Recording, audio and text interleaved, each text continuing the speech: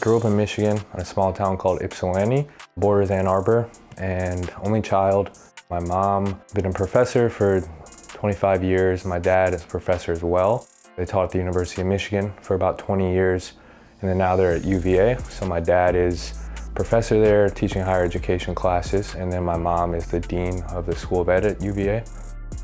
One thing that my dad always told me growing up, you can be the nicest person you want to be off the floor, and then as soon as you get between those lines, like, you got to kill them, you got to have that killer mentality. I can remember being young and being like, okay, Dad, like, you know, I get it. And then as I got older, started playing in college, and then now as a coach, I really understand that, you know, so it's resonated with me. It's like, it's great to be a nice person and you want to, you know, treat people with respect, but when you get on that floor, it's different, right? It's time to compete and have that killer mentality.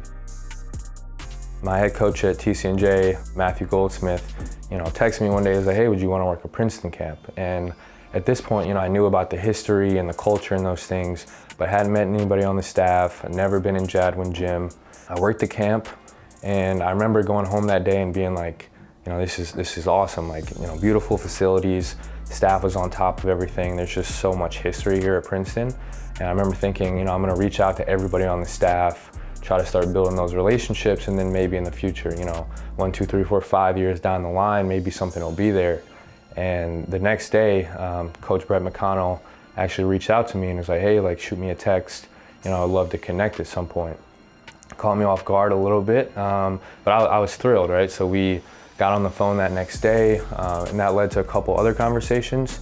Met with him and Coach Henderson, talked on the phone with Coach Etten. You know, 1 minute I'm thinking, you know, I would love to work here someday, or at least get to know these guys, because I had such a good experience just meeting them. And then it was like 2 weeks later, I was here and I was, you know, I was working. I was an assistant coach at Princeton.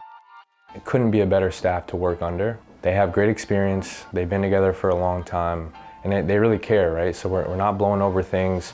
We're paying attention to all the details, right? We're making sure our players are okay off the court, right? We're taking time to meet every day, and everyone's opinion is heard, right? And I think for me, just in my second year as a coach, like, you couldn't ask for a better situation, because, you know, that's what makes great coaches, right? You work under people that kind of instill these values in you. So it's honestly, it's inspiring. The whole staff, like, just to see the way they work every day and to see how they've worked up in their careers, it's like, you know, that's where I want to be. Going back to those conversations I've had with Coach Zimmerman, some of the other coaches that have had big impacts on me in the past, one of the first things they always say is be a sponge, right? So soak up everything you can. Come in every day with the mindset that you want to learn and get better, right? So you're kind of adding to that toolbox, right? You're pulling things from this coach and that coach. When you're in a place like this, it's special, right? It's a privilege to be here. And I think being around these guys, I don't get the sense that there's this clique and that clique, and oh, I don't like this guy because he's playing in front of me, or I don't like this guy because he guards me hard in practice. Like, whatever it is, this team is very close.